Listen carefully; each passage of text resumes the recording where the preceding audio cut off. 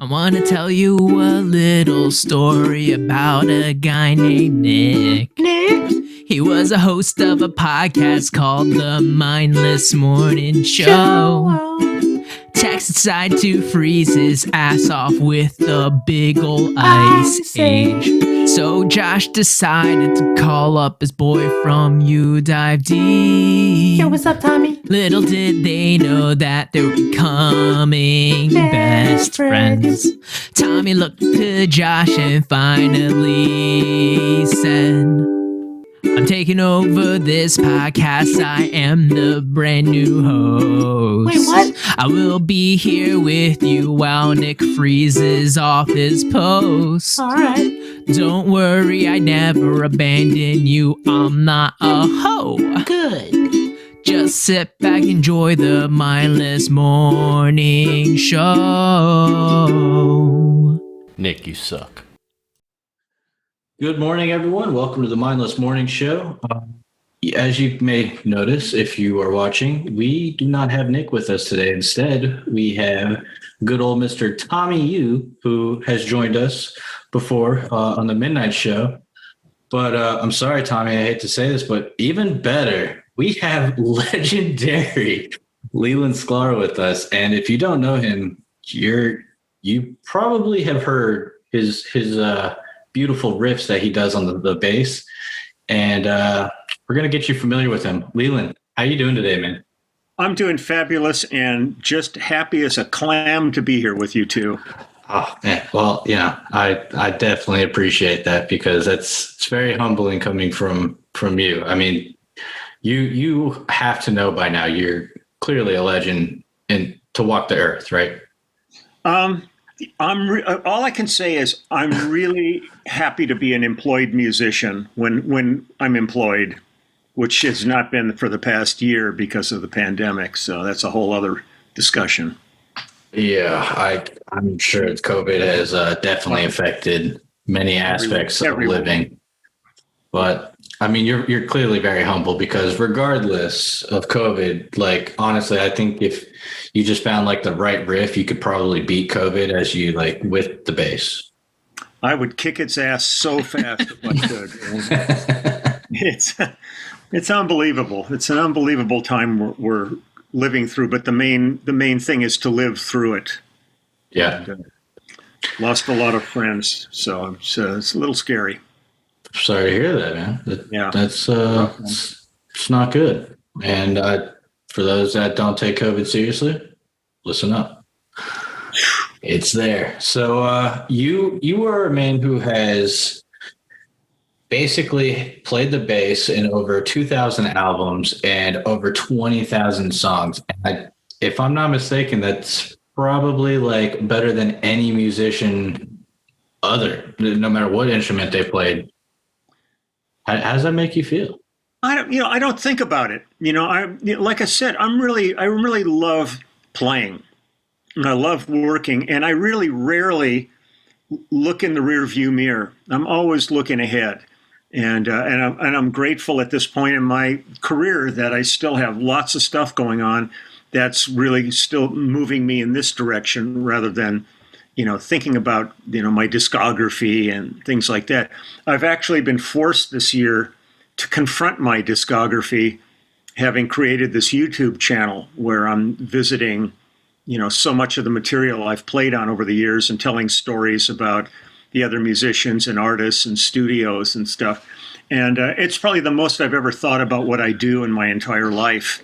But generally, I'm really looking forward to what am I doing today and what am I doing tomorrow is really kind of where I'm coming from.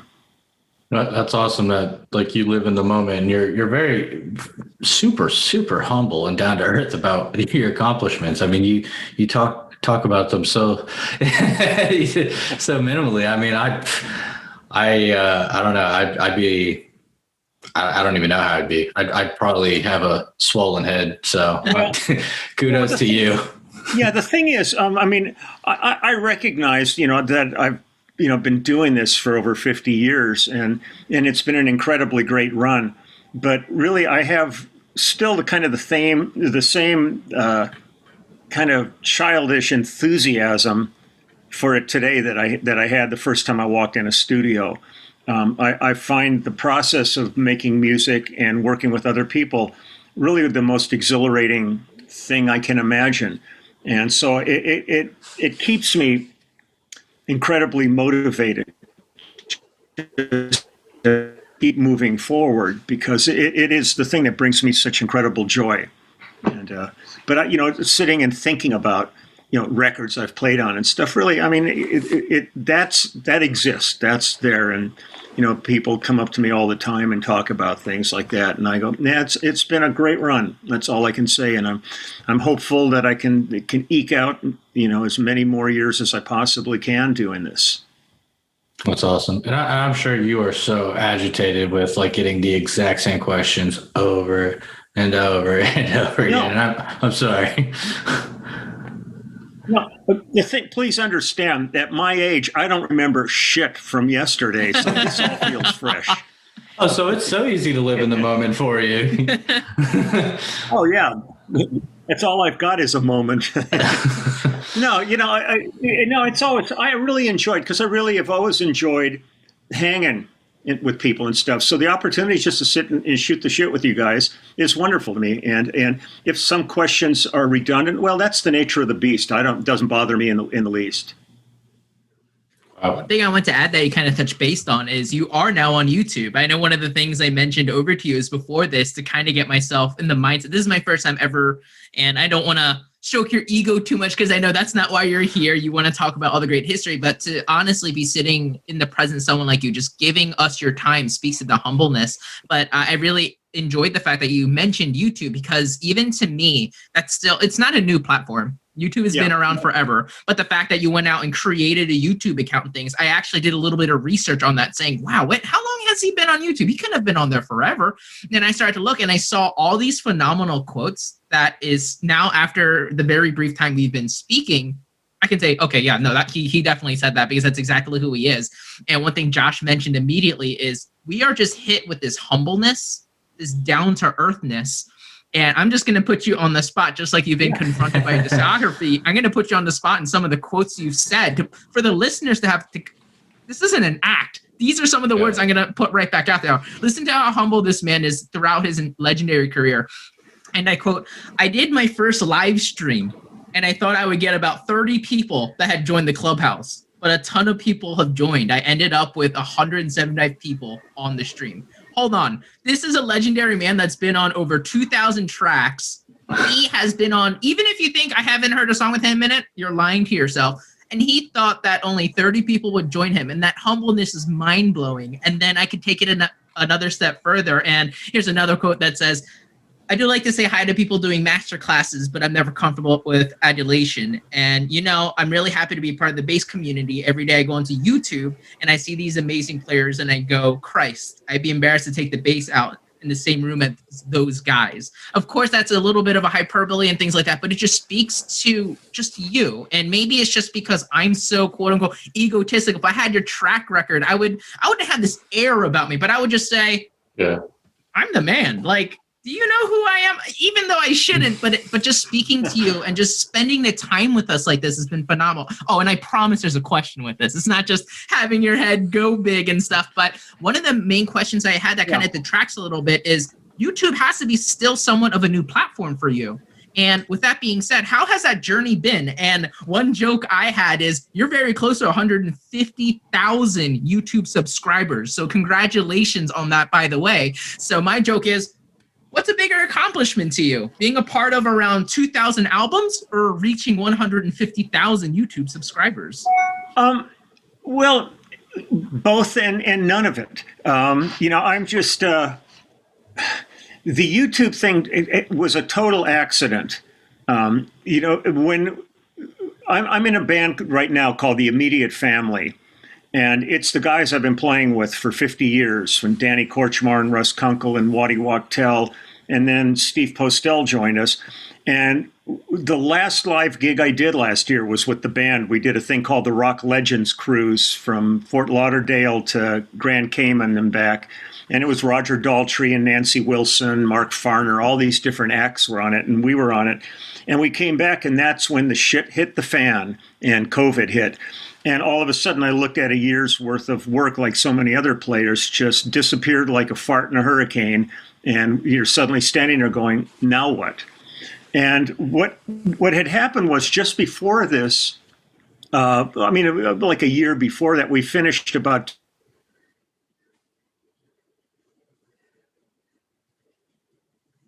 writing to me going, we saw your gig like in Sao Paulo or somewhere in Germany, and we did a lot of stadium gigs on it. And they said, oh man, it sounded amazing, but we missed some of the details.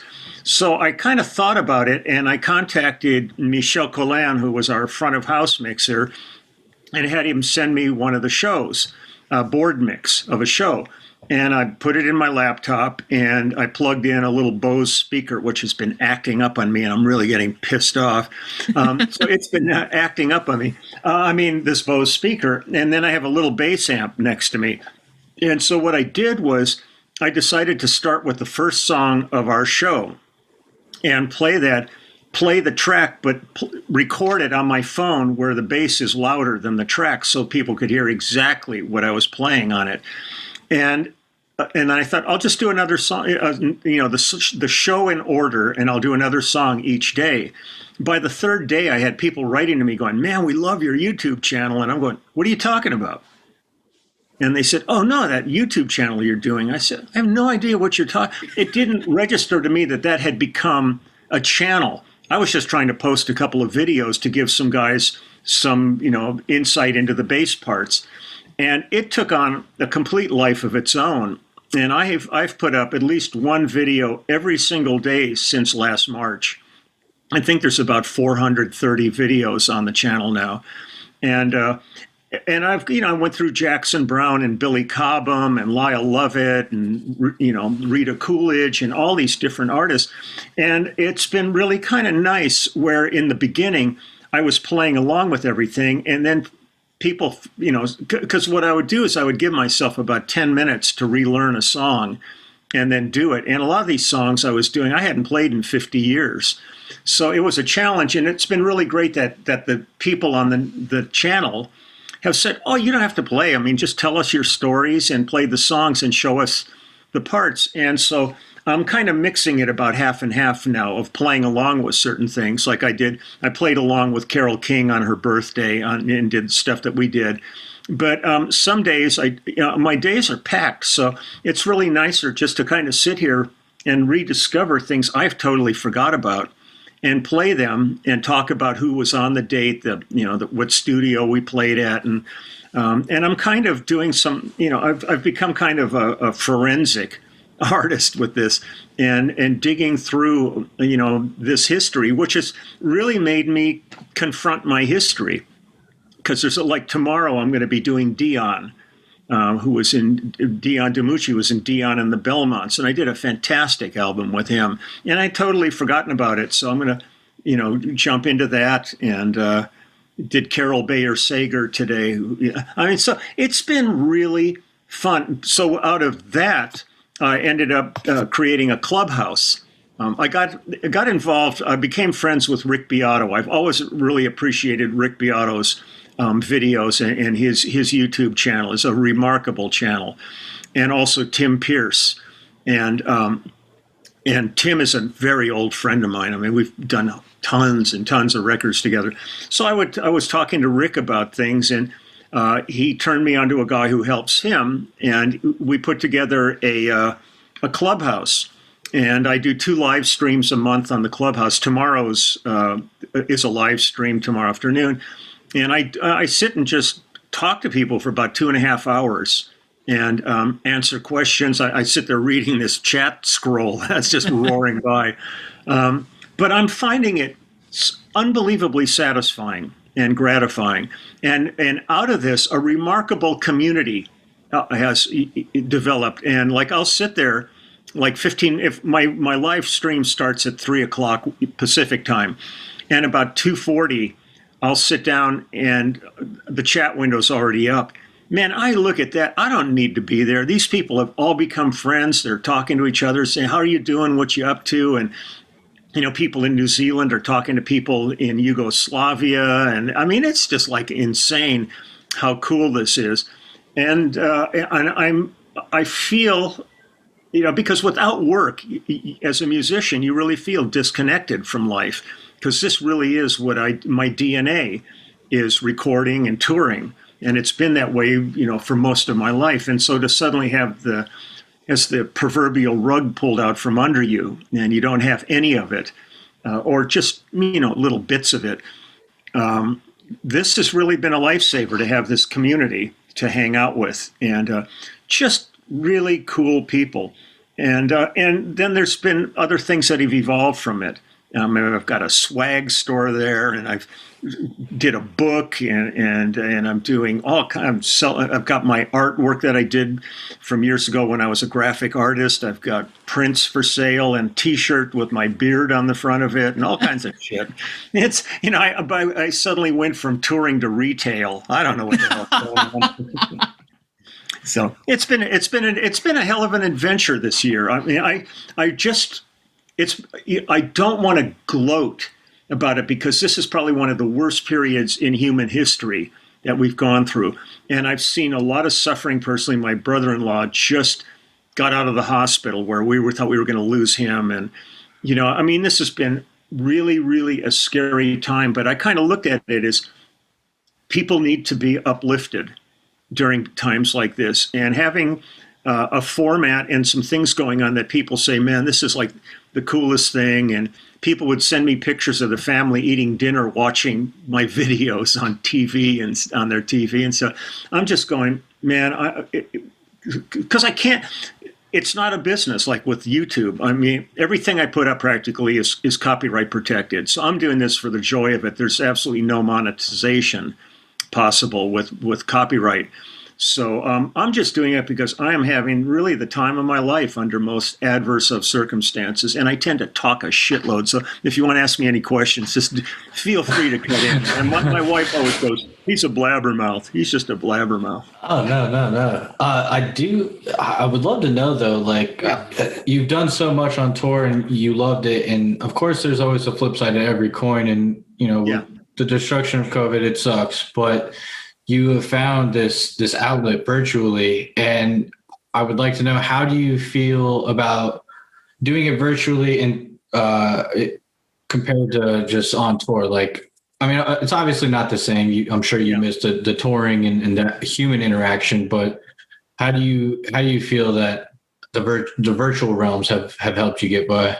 Well, I think that the thing that's cool about the virtual aspect of things is the fact that you can reach a really enormous audience, like in one Zoom. I'm doing two school Zooms this week where I'm speaking to big classes and stuff, and I've done other things, like I've been involved in like the Berkeley webinars and stuff where there's people from all over the world coming on these things.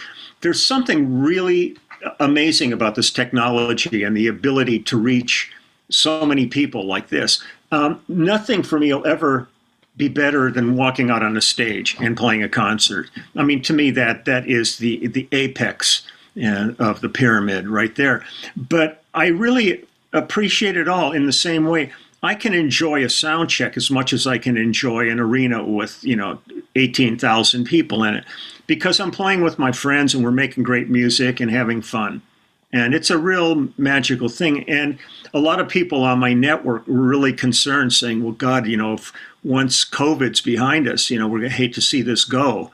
And I said, who said it's going anywhere? I mean, to me, it'll only enhance it. I'll be able to take this on the road and set up a camera and live stream, sound checks and gigs and introduce people to other people. I mean, right now, this is as social as we can get because of COVID. Yeah. I can't have, call up Waddy or somebody and have them sit here with me and shoot the shit with you as a twosome.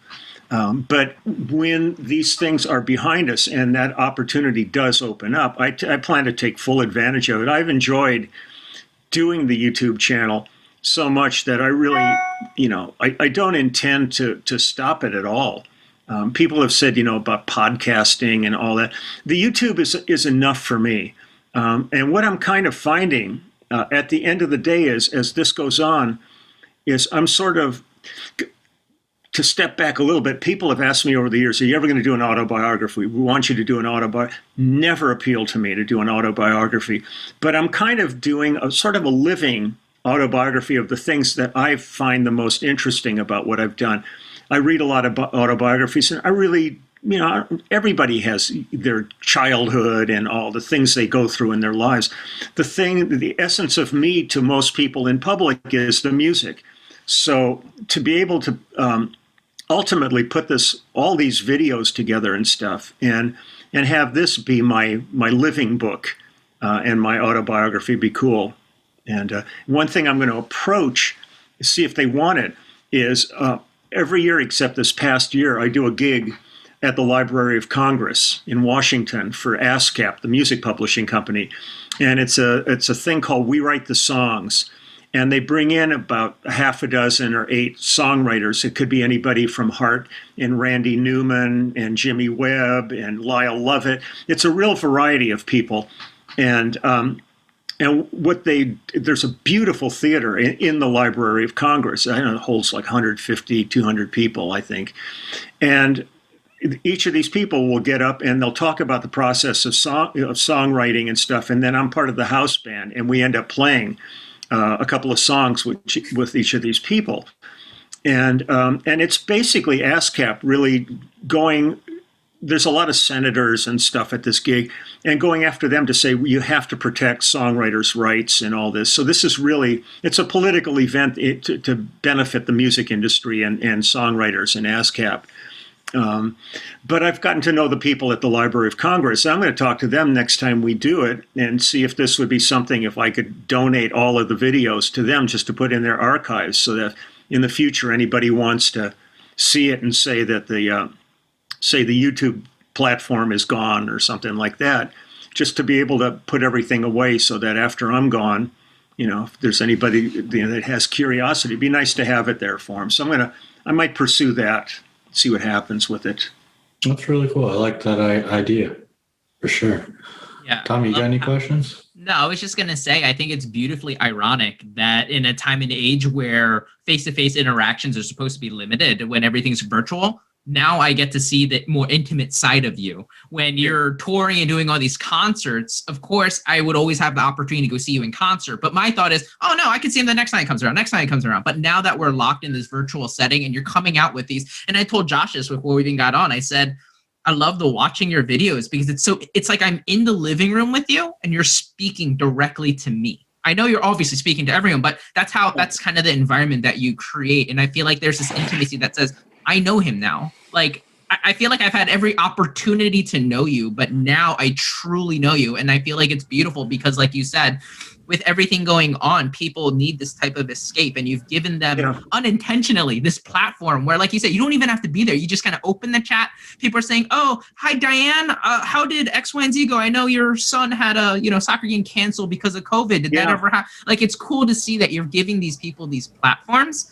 And I feel like it's really encouraging for a lot of people to hear saying, hey, whenever we all beat this, which we will, through COVID and restrictions lift, I think it's reassuring to a lot of people here saying, oh, no, like, I'm still going to YouTube. This is still a thing because I'm very into it. And like you mentioned, an official autobiography in text might not come out, but you're kind of submitting an audio diary of videos, these segments of history where anyone wants to go back. They could follow your whole history, or maybe they just want to know about this one thing. They could probably find it. And you're kind of leaving these breadcrumbs of, hey, I never meant to have, thousands and thousands of views. This is just something that's almost therapeutic for me, kind of thing, being confronted with it now. So it's fascinating for me to hear you say, it's never, you never lay in bed saying, oh, how many successful albums I've been a part of. And to hear you saying, oh, I know this album was amazing, but it's probably been 40, 50 years since I heard it. So it's going to be a great joy again to hear it, teach myself it, and then do that. So I think, no real question. It's just kind of really, really beautiful to hear like this beautiful accident happening, but then also hearing your optimism of it is a very dark time, but you're not allowing the circumstances to beat you. You're not being caved in because you had every right to. Yeah, we're confronted by the circumstances every single day, just walking out of your house to go get groceries.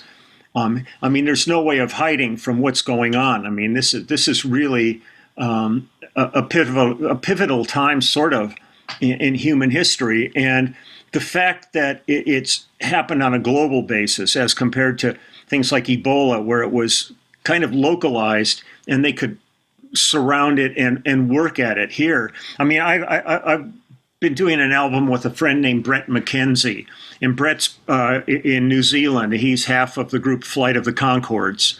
And he's amazing, and they're amazing. And we've been talking, and New Zealand's been without any COVID for ages now. But all of a sudden, some cases have popped up again.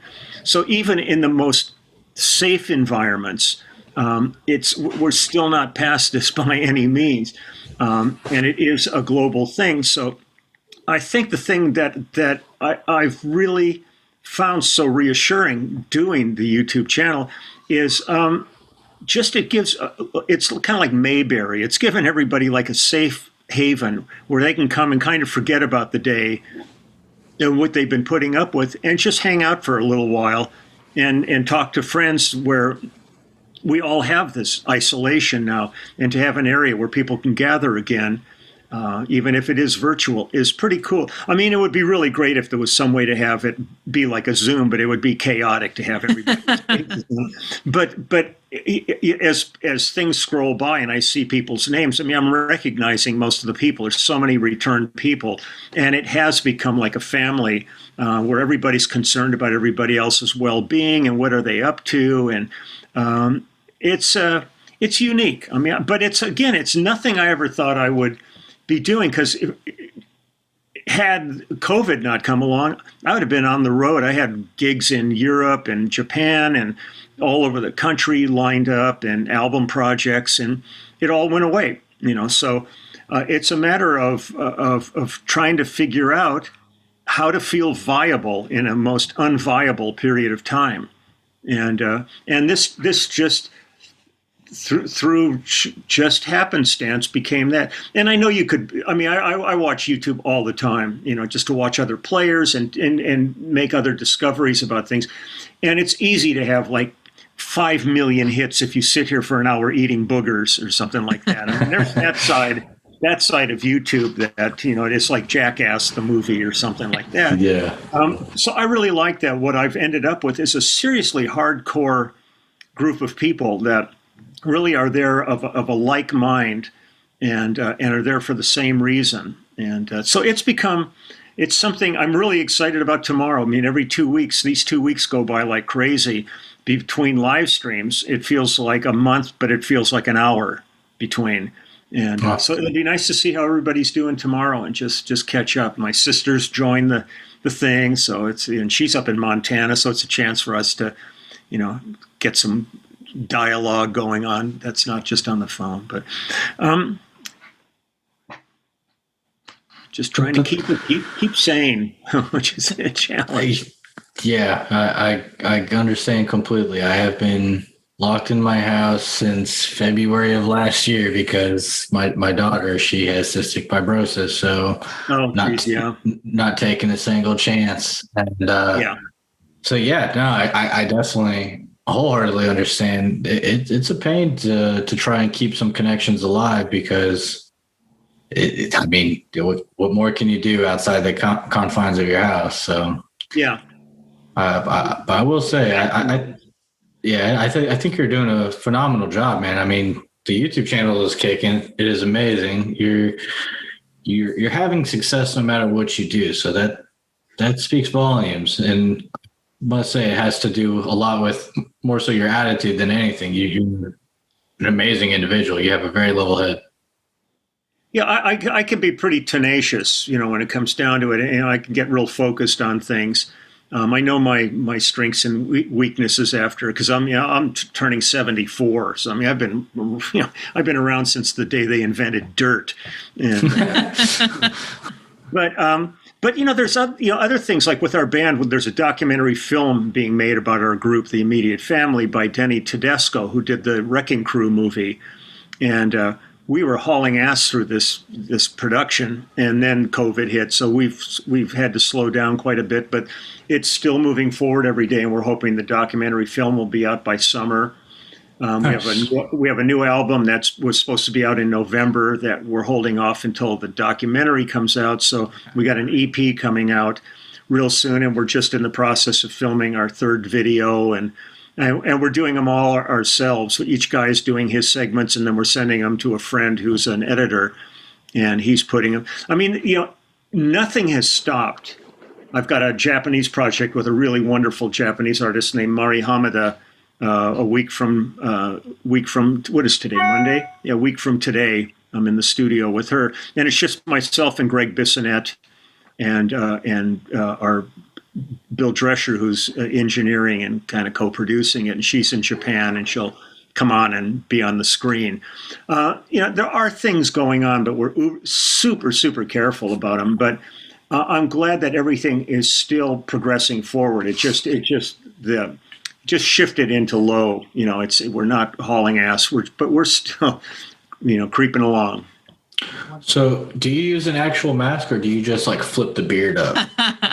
Actually, I have a mask that looks like the bottom half of a face. And when I walk into like stores, people go, "Sir, you have to wear a mask in here." And they don't realize it is a mask because it looks like I'm not wearing a mask because of it. And I just saw one on, somebody just posted a thing, and it's a mask that looks just like a face, but it's got a mask, image on it, and the mask is hanging like below the nose, and it's like the wrong way to wear a mask. And then the guy goes like this, and it's actually a full mask. I mean, it's first off, who would have thought a year later we'd still be talking about this? It was one of those things where when it all started, you were kind of going, well, a couple of months and we'll get this under control, kind of. And so now at this point, I think people are just looking for creative outlets just to have, a little fun with it. Keep the sanity and keep the spirits alive. Yeah, well, I think I'm really lucky that I have a good sized house. I've got a wife here, and I've got 2 dogs. I've got friends that live in studio apartments with nobody and no pets or anything. And they've kind of really are stressed because I have a big yard, and I love doing yard work. So I was out today doing yard work, and I can occupy a day completely without ever leaving the property. But I know a lot of people are really hurting. And when I was out driving today, and I'm looking, and especially in LA, there are so many tent cities that have evolved with homeless.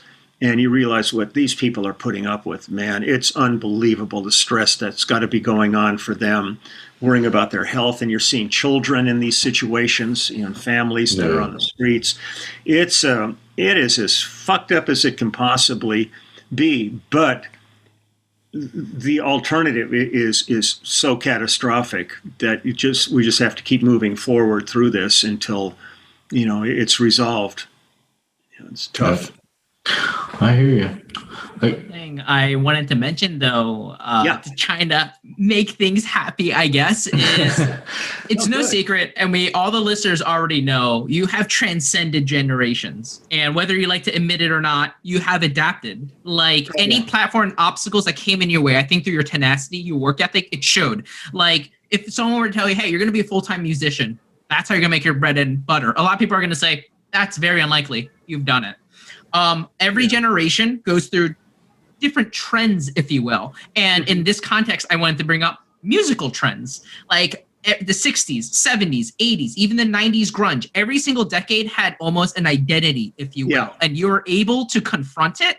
And then, you're about to come out with another LP. Like, it's phenomenal to hear. And so this is just a long-winded way of saying, when you reflect back on some of the decades and some of the different genres that kind of came with it, which ones have been your favorite that you really enjoy maybe listening to your own time or even playing? And which ones did you just not understand? Or, no, I don't want to downplay anything, but you're like, maybe this isn't for me kind of thing. And just to put that out there, like dubstep. I remember when dubstep was really big, I think in the early to late 2000s, I think, like 2010-ish, it was really big. I understood it. Like I knew what it was, but I was like, I cannot picture myself listening to this for like 20 minutes straight or anything. Not that there's anything, it's still art. That's what it is, but it's just not for me. But to see someone like you that has that versatility, you've adapted to everything, and I'm sure you can play with pretty much anything.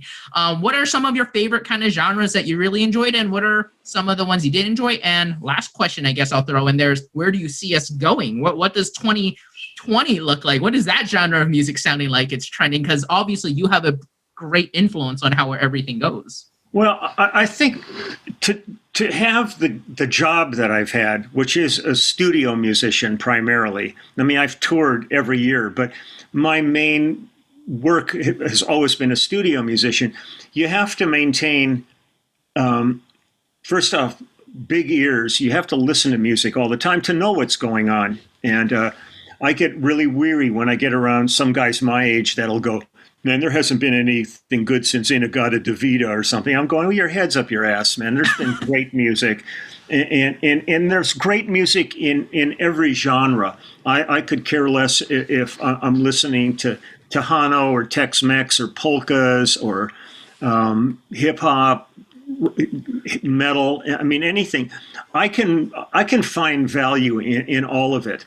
I may not be the most proficient person in specific genres, but I've listened to everything enough times. Like if I get called and they want to do some reggae, I mean, I can play reggae, but I'm not playing reggae like Sly and Robbie did, who basically wrote the book. Oh yeah, about it. You know, I can play Tower of Power kind of music, but it's not David Garibaldi and Rocco Prestia.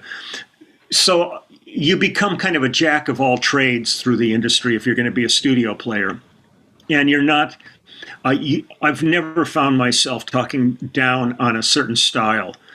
Some may not be my comfort zone, but if I get called for something and I say yes, I owe it to the client and to the artist to do the best job I possibly can. So I come in prepared and know what's going on with it. If I'm looking, I'm really a rock and roll guy at heart, hardcore. I mean, in the 60s, I was like totally Hendrix and Cream and 10 Years After and all the kind of bands that came out of that ilk, it's just, for me, that's a real joyous kind of music to play. I just go up there and kick some serious butt.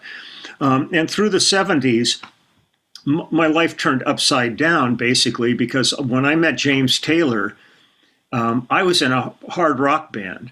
And the next thing I know, I get hired to play with James, and I'm like on the antithesis of that suddenly with the singer-songwriter movement, and that's where I got a reputation. And I always had to beg people to let me play on rock and roll records because they say, well, you play that real sensitive stuff. And I go, yeah, I can play that, but I can also let me come in and do this stuff too.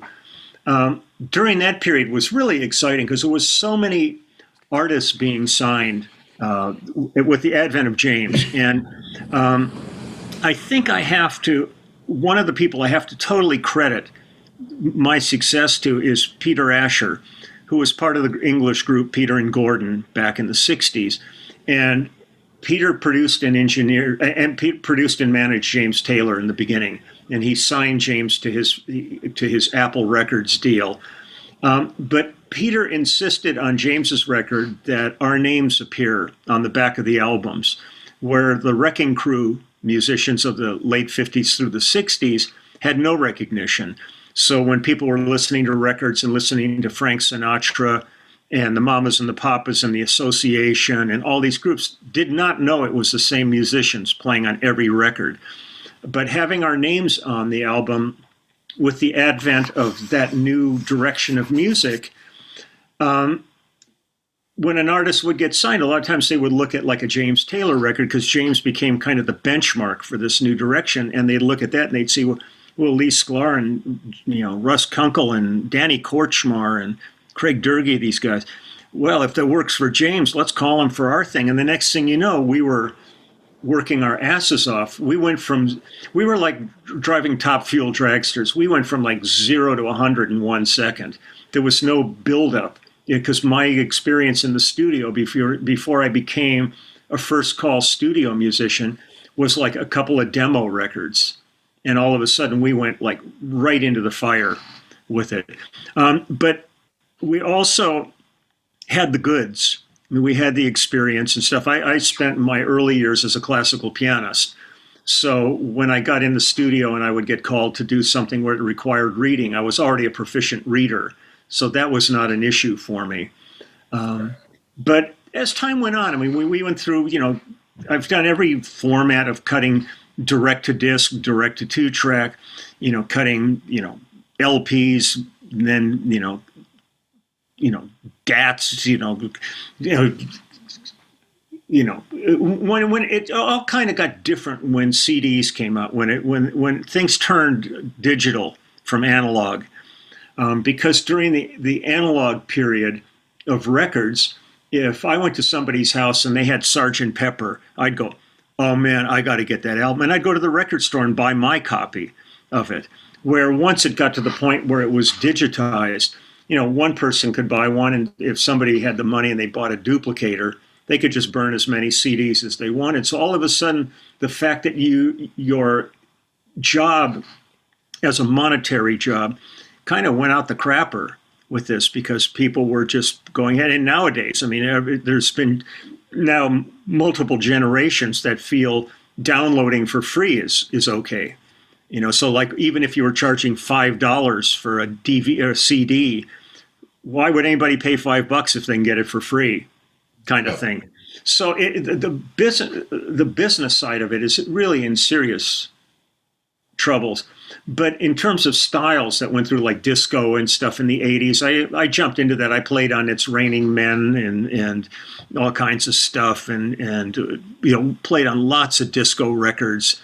And then the 90s things got grunge, and and I would get called to play on stuff like that. So it's been a great run. I don't look at any style as like degrading or it's beneath me or anything. I'm a professional musician, and if I get called, I go in and do the best job I possibly can and try to make the most of anything. Now, if I'm looking at my very favorites and the stuff that isn't my favorite, of course, there's going to be bell curves and all that stuff. I mean, I think there would be something really wrong with you if you thought everything was perfect and wonderful. Yeah. You'd be more of an android at that point. But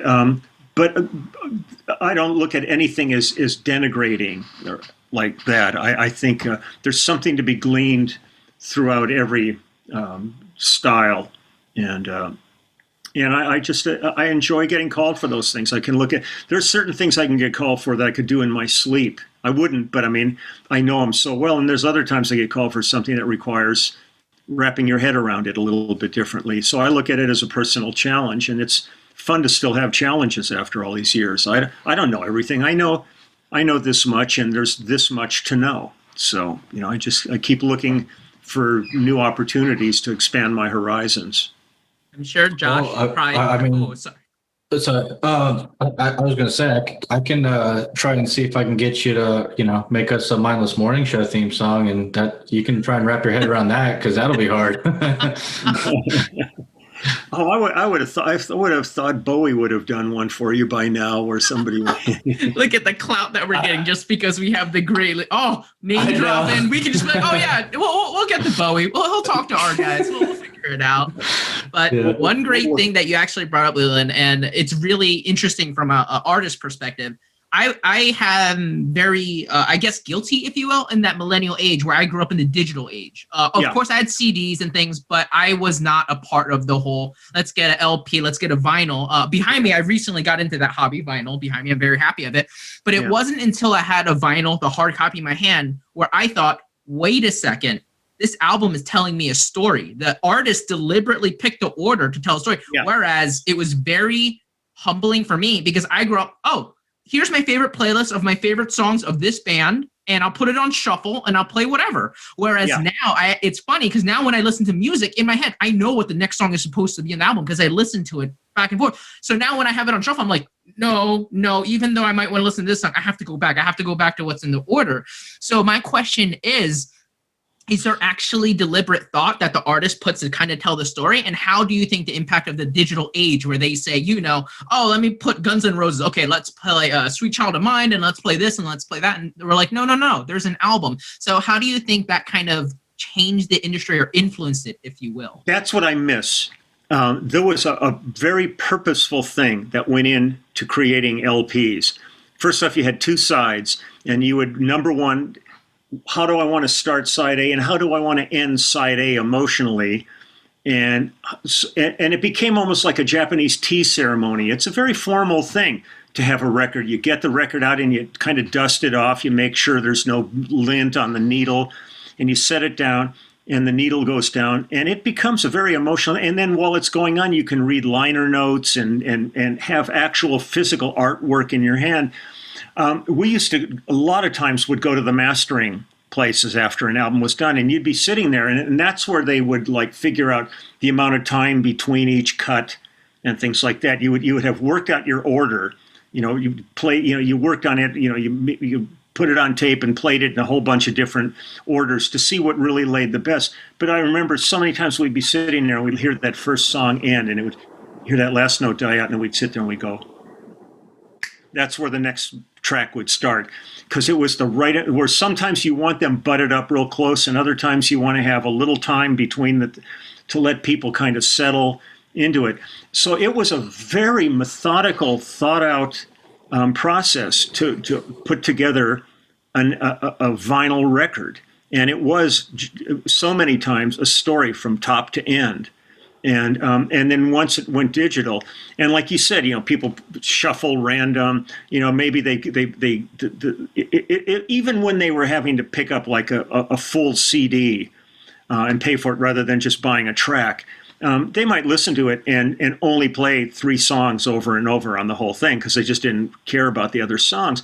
So suddenly the purposefulness of really putting together a methodically thought out album suddenly was kind of out the window. Now it's been real interesting. So many projects I've worked on now, they're pressing vinyl again. It's become, and there's this entire subculture of people that are out getting turntables, using them for something other than scratching, and it's fantastic to discover that, because, and also the sonics of a record are really, something really special, where if you're just listening to MP3s through earbuds, you're hearing this much, where with a record you could be hearing this much if you get a good turntable and a good amp and some good speakers. Man, it's an emotional experience to listen to music that way. And I feel, I was lucky that most of my life that was pretty much how I knew music. I'd go into studios with these fantastic, just the sound of a big room breathing air is like, there's nothing like it. But I've also had kind of a personal mantra through my career, and it was, and I've said it a million times, but it was, don't become an old fart. You don't want to be the guy that's sitting in there talking about, well, man, in my day when we had, analog, and you suddenly just sound like you're out of touch with things. And so I never really talk about that stuff. But if I'm working with like a young band, because I still work with people in their 20s, and if they start to say, what was it like? Then I'm really happy to sit down with them because they've opened the door. But I don't want to be grandpa sitting there talking about the good old days, because that's kind of denigrating the time they're living in, and you shouldn't do that because each time has its own value. And it's hard to explain things to people who have never experienced it. They have no reference point. I mean, when you're talking to people that have never heard great analog recording, then why the hell talk to them about it if they have no idea what you're talking about? They don't know the difference of sonics and what it can be like. So I try to walk a kind of a comfortable line between understanding the history of what's going on and how it all comes together, and living in now and tomorrow. Yeah. Well, I gotta say, Tommy, that was a great question, because honestly, I didn't think of like the disconnect that happens with just a simple shuffle button. I mean, I myself, I will leave my playlist on shuffle, but I don't ever go through an album on shuffle. And I learned that I think it was 2011. I don't remember exactly. It was Seether's album, Finding Beauty in Negative Spaces, that I listened to from front to back and probably 1,000 times. Like I loved it. And from then on, I always listened from beginning to end because I was totally dumb to the idea that they were actually put in any particular order aside from when I see like an intro or like the slight like 30-second build up intro maybe to like the main song. And so I don't know. It definitely it does make a bigger, deeper connection between the listener and the musicians, and I love that. I applaud that, and yeah, I like the. I personally don't have a vinyl record. I have a record. Nothing to play it with. I have an old Elvis record. But yeah, I don't know. I just never really got into them. But even if you ended up with like a CD of like a classic album, and the CD is laid out in the order that the album was laid out in, then you can still have that experience. You won't have the ending side A and flipping the record over and going through the whole process. But there's so many records that if I listened to it on shuffle, I'd lose my mind because it's so ingrained into me what the next track is going to be and all that. And all of a sudden, if it was something else, I would find it a little distressing. Because it's such a part of my DNA as to how this album flows. So, it's just, one of these things that everybody approaches all of this differently, and none of it's right and none of it's wrong. And that's the thing I love about the arts is they're completely subjective. And you can be sitting there in an art museum and one person's looking at a painting going, this thing makes me want to throw up. It's sick. And the person next to him is having one of the most emotional responses they've ever had. And they're both right. Yeah, I mean, that's the beauty of it. And as many people have said, that everyone finds beauty in a different way. Some of them, it's just not for them. That's fine. But there's other art out there that is and isn't for that person. So people are too complex. Yeah, you pursue what you want that makes you happy. And so, not to put you on the spot, but what do you think would be the best laid out story in an album that you've listened to? Or that you've helped make. That I worked on? Either or, worked on, or just any that you happen to listen to and just absolutely love. There's so many great records out there. I mean, back in the High Life, Steve Winwood's records, one of the most beautifully crafted albums. It's really something. One of the best singles I still ever heard in my life was Joe Cocker's Little Help from My Friends. Is such an amazing piece of production. And certainly all that, the mid-period Beatles up through Sgt. Pepper is just absolutely remarkable work. But there's so many wonderful albums out there that I didn't work on, and others that I was really fortunate enough to be a part of that just bring me a whole lot of joy when I listen to them. And because I'm also, so many times when I'm also listening because there's so many records that friends of mine have played on, and to hear them at the top of their game, you just kind of go, man, Jeff Porcaro, was one of the greatest drummers ever. And he died. I think Jeff was 39 when he passed away. Or when I worked with Tommy Bolin doing Spectrum with Billy Cobham, which people still talk about to this day. And we cut that album in 73. And Tommy was probably still one of the greatest guitar players that's ever lived. And he was gone at, I think, 28. So, these things, they all have different meanings to me as I listen to them. And for me, kind of the thing, like for me with the YouTube channel, there's so many of these records that literally I can close my eyes and I can be back in the studio and remembering what it was like making that record and the other players that were on it and the artists and kind of the emotional thing that was going on in the studio at that time. And it's a pretty neat opportunity to visit. It's almost like a little bit of an out-of-body experience getting to do that. That's awesome. Super cool. Tommy, you got anything? No, I was just going to say the reason I find that question so interesting is because there is that huge disconnect, whether we're guilty of it or not, or conscious of it. Because I remember when I first got my turntable, my wife really liked this specific song on this album, saying, hey, can you just start up that song? And I'm like, I mean, I could deliberately try to. I have to look at the record to see where the little blank spaces are so I could try to do it. But now when I make the commitment to listen to an album, it's like you said, it's that commitment. You are going to sit down, you're going to dust it off, get the static off. Now they have all these tools to kind of make it last as long as I can. I have it in a sleeve to make it sure it's pristine.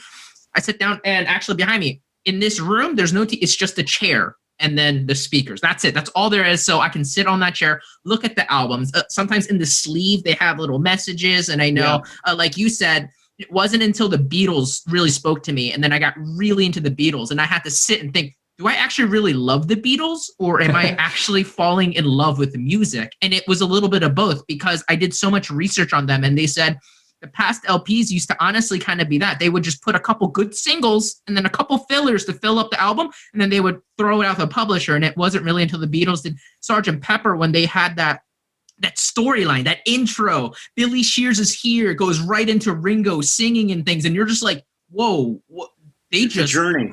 Exactly. They just reinvented the game. And then I was just getting so into this. Well, hold on, because I'm a first generation Korean. I didn't grow up with a lot of Western music, but it wasn't until that moment, as embarrassingly enough, I'm 28. It wasn't until I was 28 when I was like, music isn't just something I put on to forget my problems and just do chores behind. They're telling a story. It's a movie. It's a commitment. And that's why when I got this and I heard you were coming in, I was like, the universe is sending me a message saying music is that kind of platform. And to kind of change it up right now, once again, we love putting you on the spot, grilling you if we can. It's all good to me. It's good to me. So one thing I wanted to ask is, right now, whichever, I know you have, your job is essentially, like you said, having that big ear, listening to try to adapt with the times. On your playlist right now, what are some new things that you've been listening to that you would not be able to recommend, but you're saying, oh, wow, this is kind of cool things that I've been listening to that could be on my radar? Because I'm always someone that likes to try to be as open-minded as you are. Maybe, polka music isn't for me, but I can appreciate it. So my thought is, what are some new things that you might have run into saying, hey, this is on my playlist, I'll listen to this again? As of right now, this has been such an intense year of work that I don't have a playlist this year. I've just been, every day is so occupied that I really have not had a lot of time. And plus, there's no work going on in terms of studio work or anything. So I'm sorry to say that, one of the problems also is when I'm listening to music, a lot of times you hear the music, and when I was young, when they would play songs on the radio, they would tell you who the hell it was. Where there's so many times now where you really it's hard to find out who you just heard, because they're going to play a ton of songs and they're not necessarily going to tell you who it was. And and I'm not ready to grab my phone and hold it up and try to see if it can, tell me who that track is. I hear stuff all the time, like when I'm driving around, that I really enjoy, because I listen to a lot of different Sirius channels, Sirius XM when I'm out driving. But I've really, it's hard for me to keep track of who I'm really liking. And that I find is sort of a little my fault and a little technology's fault, for the fact that they're not presenting these in a way that makes you encouraged to go look further into that artist, because they're off playing somebody else, and then there's a whole bunch of kind of dribble talk going on in between that really is meaningless. That's a shame to hear, because there's a few stations here in Orlando that I know would actually display like artist and song information on in the car. I don't really know how, to be honest with you, but it would pop up. I would be listening to FM radio, and artist names and songs would pop up. And I mean, I would think it's totally viable if we can hold up a phone running Shazam to listen to it and tell us who it is, rather than like having to go out of our way and like, all right, this lyric, and type it in, like a whole string of the only bit of string of lyric that you may have remembered from the song throughout the day. So that is pretty annoying. So it's also, my wife's car came with Sirius XM, and it's got a screen in it. So when there's stuff playing, it's on there. I have an aftermarket little thing in my radio in my truck, and it doesn't give you any information at all. It just plays music. You have to go find this little button and scroll through until it says artist, and then you can hear. But you're driving, so yeah, of course. So but I think some of it's probably just the fact that I get distracted and I just don't put the effort into it unless I hear something that like I can go back a number of years. The first time I turned on the radio and I heard Keb Mo, man, I heard Keb Mo and I immediately went and bought his album. And a couple of years later, I met him, and he's a great guy. But his music was so earthy and roots, and man, it just took my breath away, and I had to go out and get it immediately. There's not that much that really does it for me, but I still hear a lot of good music out there. I just really don't have a playlist that I go through at this point. I just grab stuff. Like if I'm in the truck, I listen to a lot of the Sinatra channel, I listen to classical, I listen to the blues channel, and just get little tastes of everything out there. So I imagine you're not a man of like Pandora, Spotify. You keep to the albums and all that. Yeah, I mean, somebody's been putting together a Spotify playlist of my music that I've been on, and then he sent me a link to it because I've got Spotify, but I've only used it a couple of times because generally when I'm doing whatever I'm doing, I'm off in another space. But I went on there. They put a link on Facebook or something to my Spotify page. And I looked through it and I was like going, are you kidding me? Somebody put this much work? I mean, there's like hundreds and hundreds and hundreds of songs going down this list.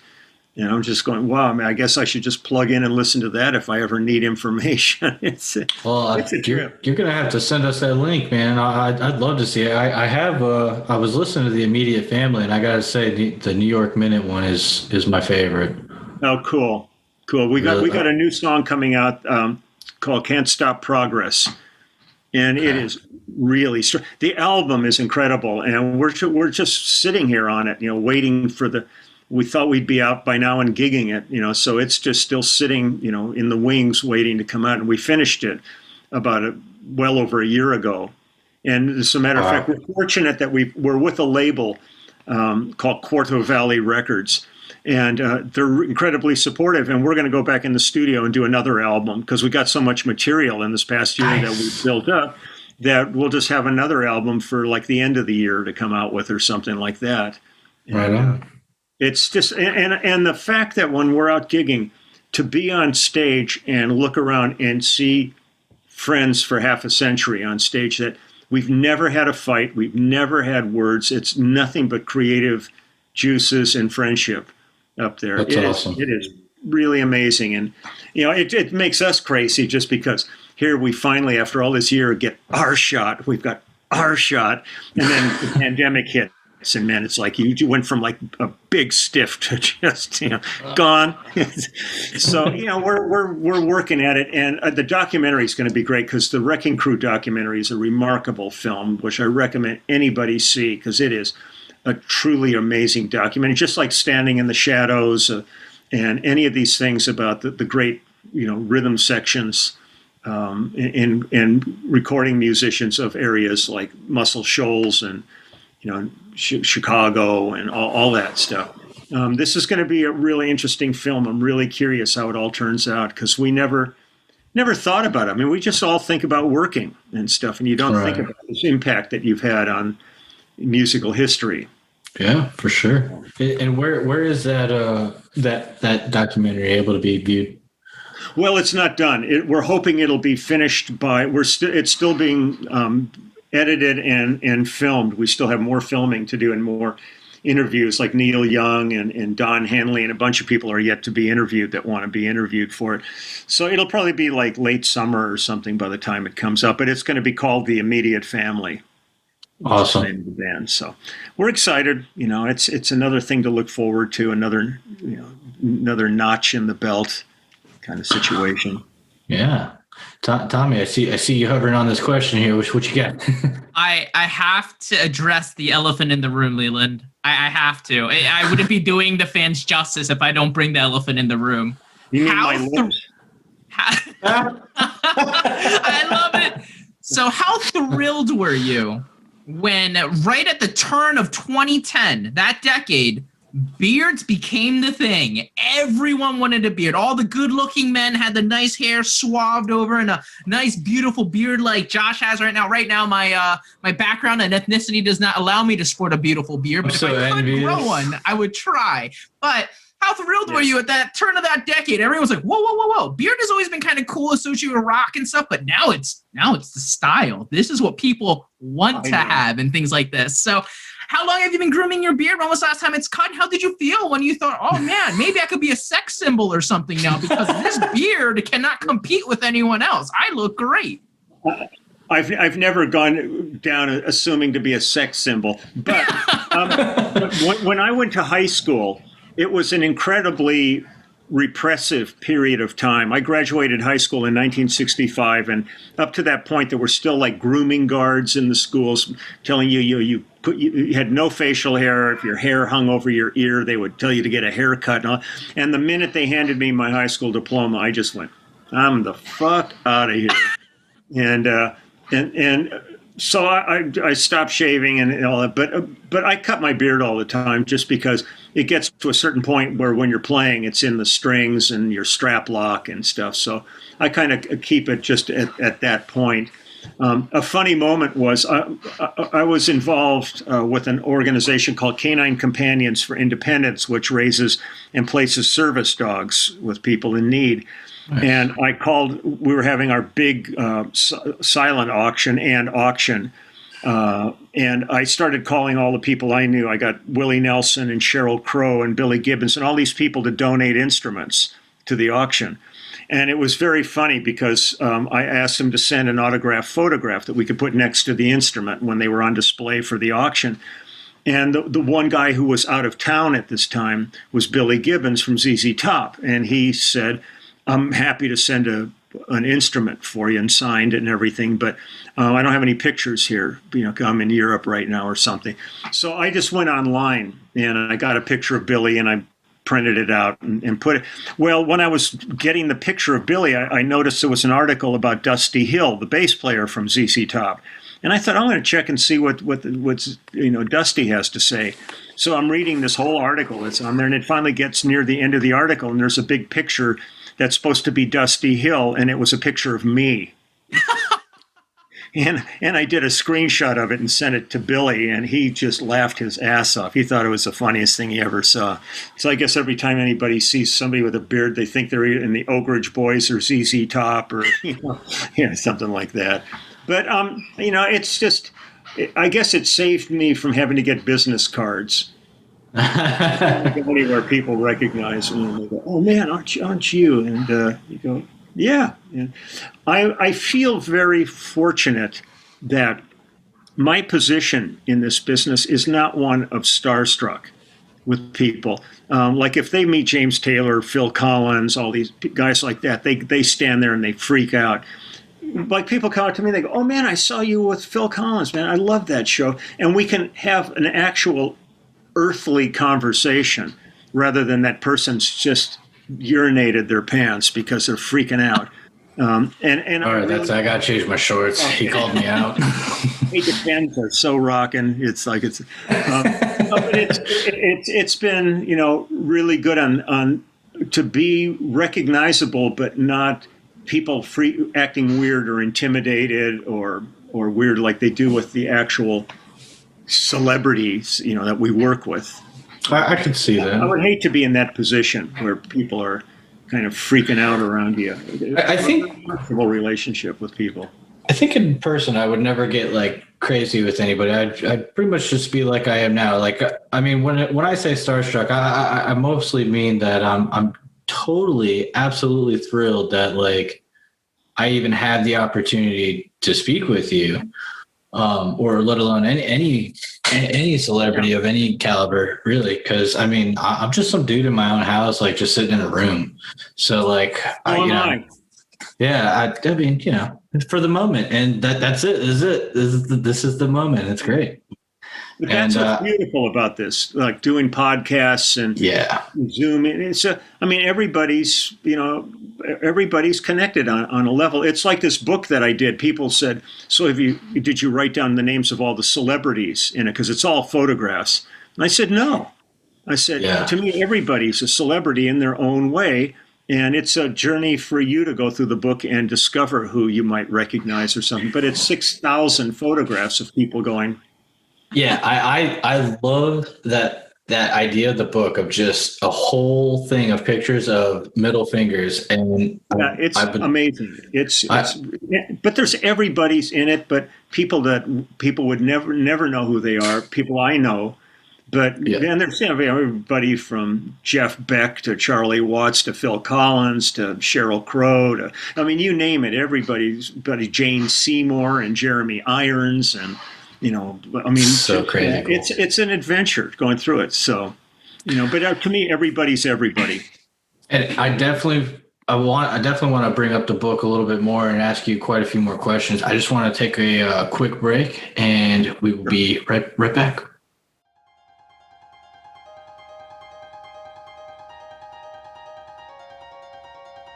Thank you for staying tuned in to the Mindless Morning Show. We hope you're enjoying another fun-filled episode and would love to hear from you. If you're listening, be sure to follow us and leave a review. If you're on YouTube, please like, comment, subscribe, and click that notification bell to be alerted anytime a new episode drops. Thank you, and enjoy the rest of your show.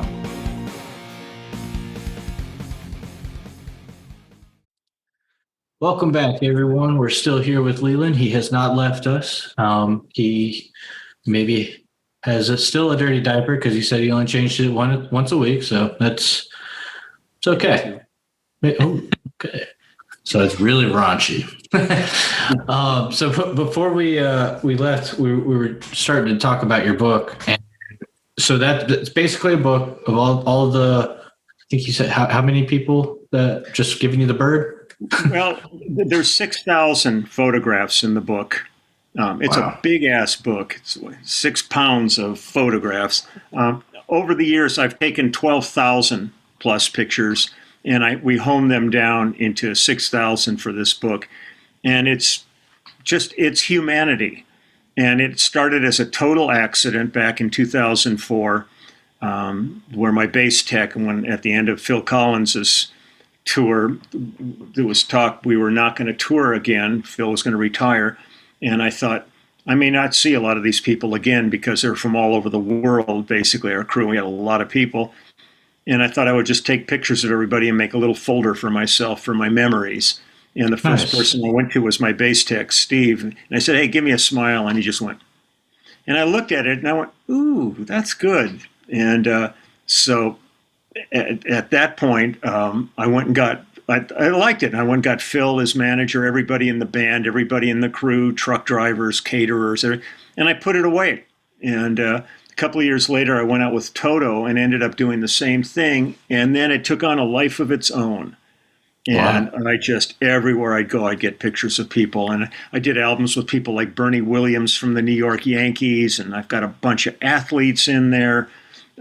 Lots of actors, people like Lawrence Fishburne and Jeremy Irons and Jane Seymour. Now, all these people that I've met in my travels. Hold on one sec. Let me just get this.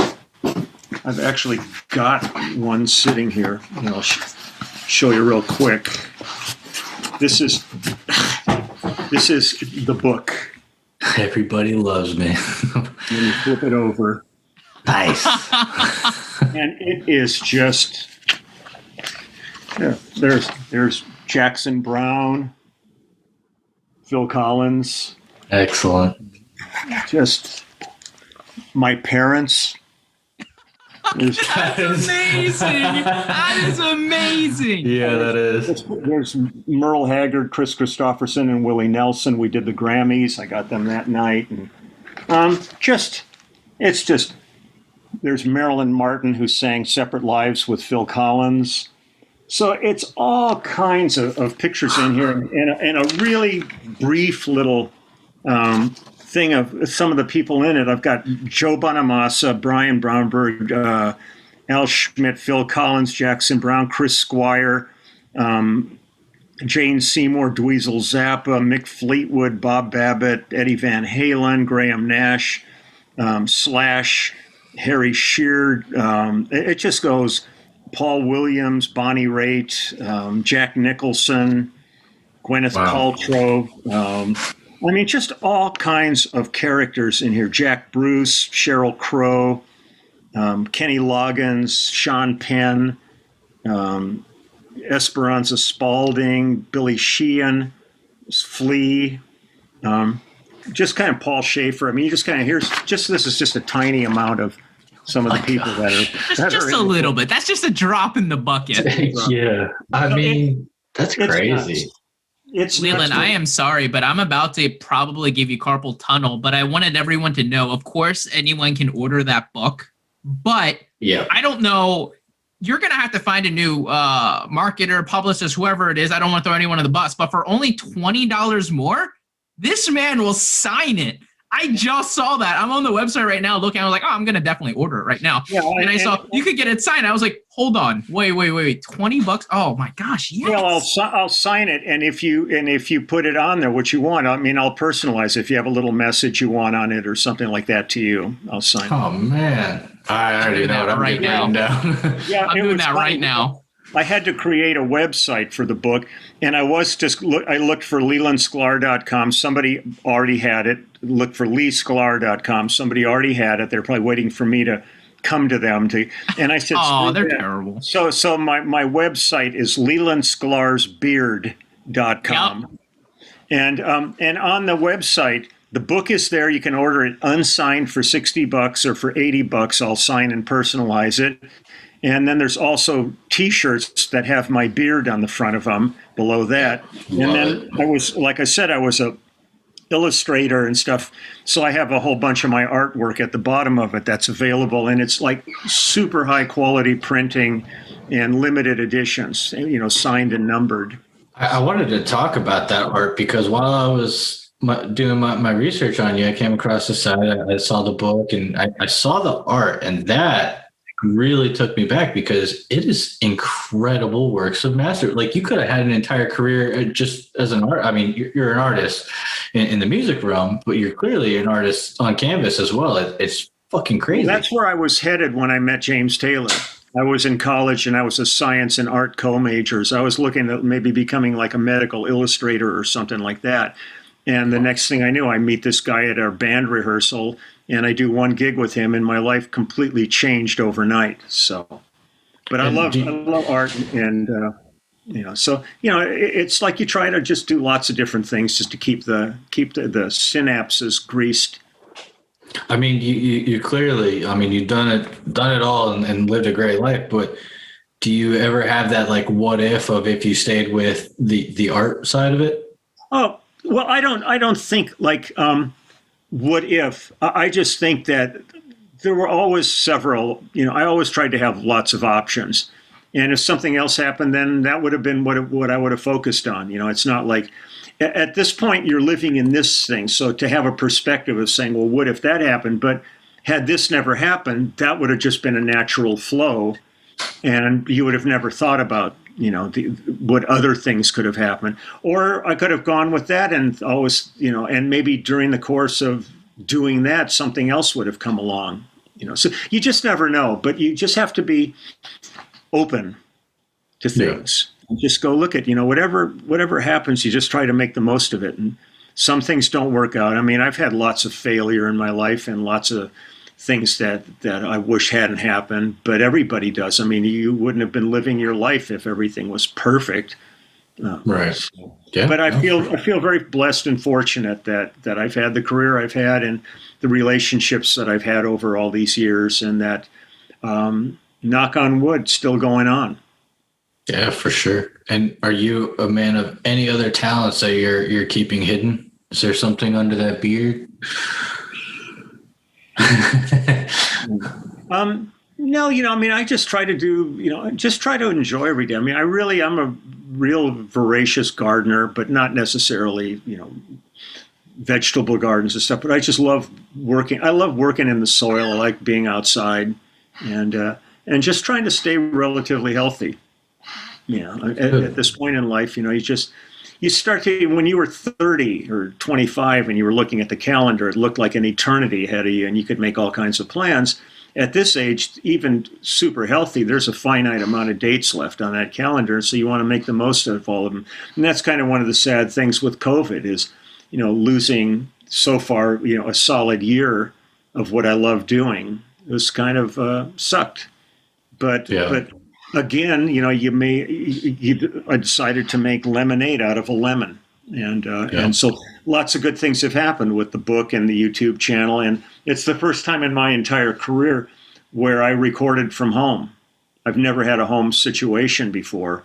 I would usually look at if somebody wanted to send me files to do some overdubs for them, I would look at that as an opportunity for social time. So I'd call a friend of mine who had a home studio, and I'd say, how about me come over, let's put bass on this, and then we can go have lunch, kind of thing. Yeah. But nowadays, that really doesn't exist. We're still pretty much locked down.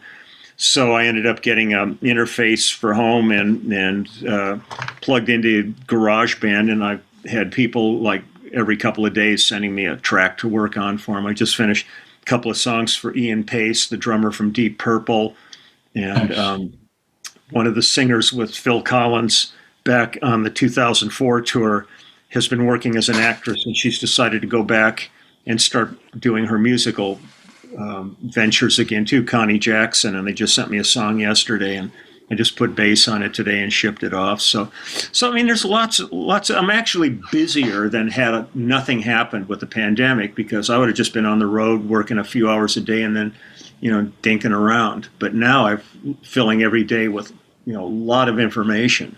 So it's been really, kind of a vibrant period for me. So do you, let's say COVID didn't happen and maybe you were just not feeling up to the travels anymore. Do you think this is the prime outlet for you? No, never going to happen. Not at all. Touring is still the best. That'll never. As long as I can get out there, I will be touring. That's absolutely. Awesome. I love playing live, and I love being places.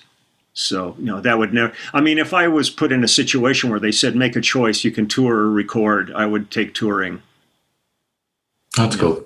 So you ever get on the roof with an amp and just rock out for the neighbors or anything? Nah. The funny thing is, my next door neighbor is a bass player. He's really a good bass player. And we were friends on Facebook. And one day he wrote and he goes, hey, guess what?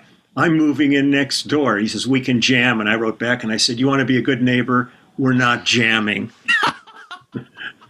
And Mick's great. He's an English cat. And he's a really good bass player. And but he's in tech and all that. That's what he does. But I'm not going to annoy the neighbors with a bass solo. Don't worry. Hey man, I mean, it may help the garden grow too. You never know. Well, you never know. We'll see. I need to dissuade people from breaking into my yard. I'll go ahead and crank up and blow them out the gate. There you go. That's how you do it. That's the way I would want to see it done. Yeah. Yeah, so one thing I wanted to bring up is obviously you have this love of touring. I mean, nothing beats when you first step on that stage, or even the camaraderie you get in a van or however you travel, just the camaraderie that you have. So this natural curiosity brings along, because us as humans, we're social creatures and we all love food. How's your diet typically like when you're on the road? What are the amazing, delicious foods you've had along the way? What are some of your favorites for maybe people who want to travel and be like, oh, what is the Lee's menu when he does try to travel? Well, I haven't eaten meat in years. Okay. I'm recently a vegetarian as well. Okay. Well, I'll eat a little bit of chicken and fish. That's about it for me. But everything's predicated on where I am. Some places. I mean, I love pretty much every kind of food. So, I mean, I can find my diet within almost any cuisine. So I'm not concerned about that. But there's lots of, if we hit certain towns on the road, so many times you don't remember the venue you played, but you remember a restaurant you were I can believe that. We're on a bus tour and we go, oh man, this exit here in Connecticut, there's the best diner for this kind of situations. So, that becomes a big part of it. But you also try to, eat sensibly. The hard part for me on the road is you don't like to eat a big meal before a show, but then you also don't want to eat a big meal after a show. So you kind of just pick throughout the day. Gotcha. And stuff. Usually, like before a gig, I'll eat a pretty light dinner, maybe get a piece of fish and some salad, and that's it. Because you want to be feeling like you're in your fighting weight when you hit the stage. But if you're not walking off stage and really packing it in, the thing that sucks is when you get like on the bus and they've got a bunch of fried chicken and pizza on the bus and it's midnight. And you're just going, oh God, so I'll just sit there like a brick in your stomach all night. Yeah, well, on Phil Collins's tour, it was really great. One of the things we had in the rider at every gig, there was a juicer and maybe a bullet or something like that, and lots of fresh vegetables and fruit. And the minute I would get to the gig, I'd make myself like some power smoothies, like one for the evening and maybe take one to have for breakfast in the morning. And so, I really felt really good, and I wasn't like gaining weight because it's real easy out there just with a lot of crappy food. But some of the tours have great caterers, and you can kind of dictate, or they'll fix you up something light to have after the show or something like that. So, but every city, in every country, man, I just you look. You try to find something. I also like it's nice when you can find something that represents that area. Yeah. Like if I was like talking with you about in Korea, we weren't looking for McDonald's or anything. We were looking for to find some Korean food, and in Japan, a whole different thing there. And then when we're in Europe or in the Middle East, you find what really is the best thing in that area, and you try to experience it. So to me, the travel has been the perk of my whole career. Just the idea that we've gotten to see the world through all these years is pretty amazing. And now, even talking about food, my wife keeps sticking her head going, and she's like, "Are we ever going to have dinner tonight?" Oh wait, what's on the menu tonight? Well, what's for dinner? Actually, I'm supposed to go pick up Indian food. Ooh, we found a good Indian joint, so we're going to call in and order some food, and I'm going to go pick it up. But we'll see. We're getting a little late now, so I'm not sure if we're going to pull that off. We'll ask you just real quick, because we don't want to make the wife mad. And your wife is not a good thing. What is the absolute craziest thing you've had on tour to eat? That I've what? What is the craziest thing you've eaten or tried on tour? Oh God, I think one of the not most difficult meals, but it was really interesting. Was on our first trip to Japan around 1970. The head of Warner Brothers took us out for a very traditional dinner. And it was getting into a lot of things that, I've eaten like lots and lots of different Japanese foods, but this was getting into, like fish jaws and different things that were, just, maybe now it would be different for me because I'm far more worldly now than I was in 1970. But after, about 8 courses of things, we were finally going, let's please stop. Even the Japanese crew guys that were with us were going, we're going to KFC. We can't take any more of this. For the most part, I'm willing to be adventurous. So I'm, willing to check out and see what's out there. And you try something and you go, nah, I don't ever want this again. And it's fine. There's sometimes you would end up at a meal where they've got like the fish is still alive and it's laying there being cut up and it's going, or dancing shrimp where the shrimp are still alive on the grill. And I'm just going, no, I really don't want to see this. This is really, it cuts against my grain a little bit. But I'm pretty much game for a lot of things. That's how you learn cultures. Food is one of the greatest parts of a culture. Oh, I love food so much. That's why I went with the Spanish woman. Oh, man. Yeah.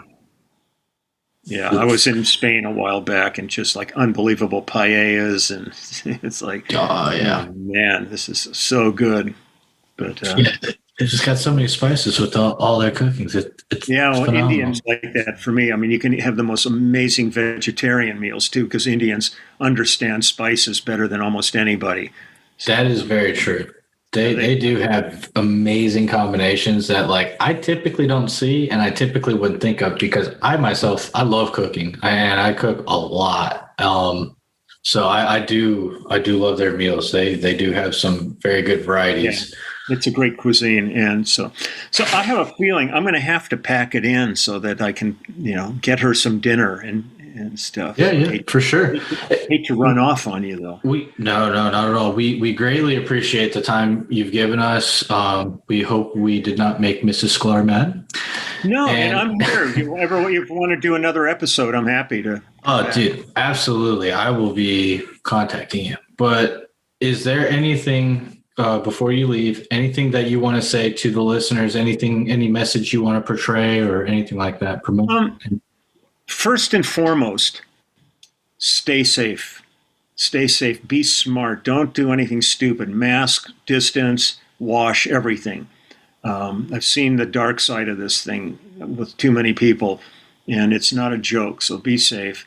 Other than that, come check out the YouTube channel. If you want, join the Clubhouse. The Clubhouse is great. I mean, it's these live streams and everything, and it's only $10 a month. So it's not like it's like some ridiculous thing.